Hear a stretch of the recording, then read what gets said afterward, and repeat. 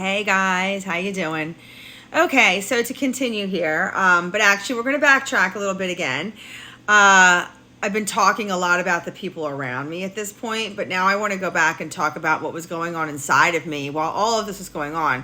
So of course, I mean, yes, I was a broken child. I just want you guys to know I have worked on this my whole entire life, and I've come through at the other end.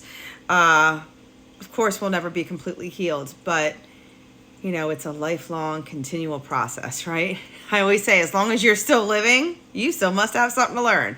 But anyhow, so while all of this was going on, let's not forget, I now think everything that felt kind of weirdly safe to me, because the old lady was starting to feel safe to me. When I would see Jesus, he was feeling safe to me. Those people now, because of what they had said to me about, that nobody goes to hell and that he loves all of us equally, when I pushed from them, because I thought there's no way that can be, because that would be evil, right? Because then, that would be evil. Then none of us have to behave, and, that's not right. That can't be right. There's got to be a yin and a yang, right?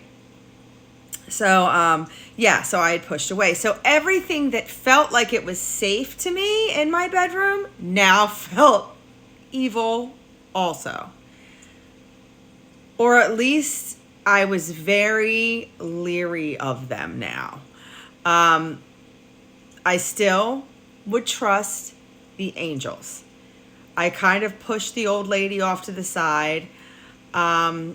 All of the pulling still continued over my bed. I would always see flashes of Jesus in the corner, and he would always say to me that he was protecting me, but he scared the bejesus out of me, let me tell you. And my whole life I would have dreams where I was flying around with a bunch of angels. They would take me to a bunch of different places. So I had amazing dreams with angels where they would fly me through all of these different places, right? And they were all beautiful, and they'd fly me all over the place. And then I'd also have nightmares where I was thrown down and was going to those places down there.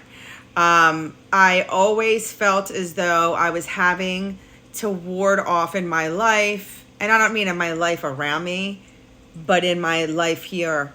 Number one, as far as I was concerned, I was fucking nuts. I shouldn't have all of this religious crap going on in my head. Why do I care so much? What is wrong with me? My God, why can't I be normal? Why can't I be a normal human being? Why can't I be a normal human being? Why is this my world? Why is this my world? Why is this, oh my God, what is the matter with me? And I would just torture myself with fucking religion. And I, then, okay, then I find out, because I find out that they talked about people in the Bible that could do what I did, and they said that they were evil. Oh my gosh, they said that they were evil. So why am I here? What is even going on? So now this is evil. And I really, truly, deep down inside, I love Jesus more than anything. And all I wanted to do was find him so he could really save me from all this crap that was going on. And, what happened outside of my room with my family made me very, very angry. But the scary shit inside of my room and all of the people on the other side were so comforting, and I'm so thankful for them, but they scared me so badly. It was just crazy, right? So I always felt like I was never alone. My whole entire life, I felt as though I was pushed. Alicia, you are here. You are here to help masses of people. I have been told that since I was a squat of a kid. I've also been told that I will find others who share the same light as me. ever since I was a little smidge of a thing. I've been told that in my head. I've also been dressed in armor more times than I can count, by angels, by Christ, by different things. You know, I've been dressed in armor. I know I am here for a battle. I always knew what I would battle against, and I knew that it would be evil. But then I felt evil. So I was so very, very, very, very confused, because everything I loved was gone. And the things that I thought I could talk to and I loved in a crazy way, I thought, were now evil. And I was pissed. And I just became more angry and more angry. And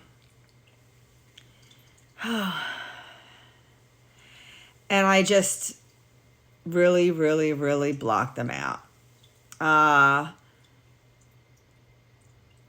When something weird would happen, nobody would listen to me. It was just weird crap. I can't even, there's so much to talk about. Like, it's just so hard to pick out one thing. Okay, so then I moved to my mom's house, like I was explaining in the other video. I start 9th grade here with a wacky ass stepfather. Like, whatever.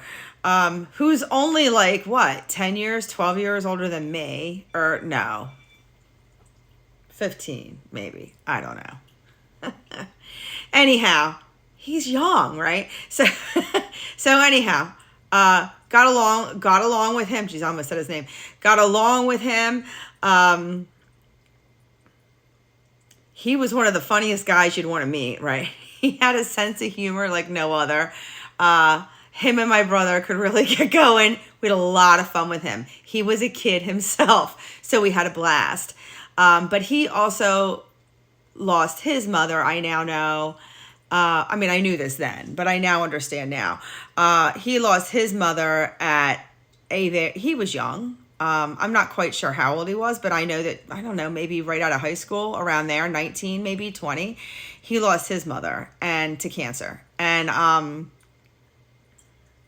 I think him and I were both looking for the same thing in my mom. We were both looking for a mom. And so that's how he treated me. That's why I say that. He treated me like a jealous sibling, you know, that I was invading his territory and invading his space. He was very nasty. He could be very mean, very controlling. And believe me, I'm not one to be controlled. So that didn't work out real well.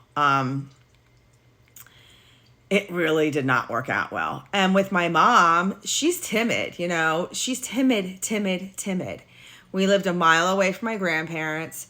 So anytime my mom needed any sort of help with me, you know, a doctor's appointment, an orthodontist appointment, I mean, anything, I was having a surgery, anything like that, my grandparents drove me everywhere. My grandparents, you know, my grandfather took me to get my driver's license, and I ran through the first stop sign because he was waving at me. You know, my grandparents did so much. They were like they were, like I said, another set of parents. They were fantastic human beings. And my stepfather got along very, very well with them. They were all very good friends. They did a lot of things together. They even vacationed together, like yada, yada. Everybody got along. You know, we could all be assholes once in a while. My stepfather could be an asshole, but you know, it was pretty, like, I can't even explain it. My mom, I don't think she knew what to do. I don't think there was much she could do. And, it ended up being another situation. So, I moved there, I was 15. I start the school in the fall, meet a bunch of new friends, you know.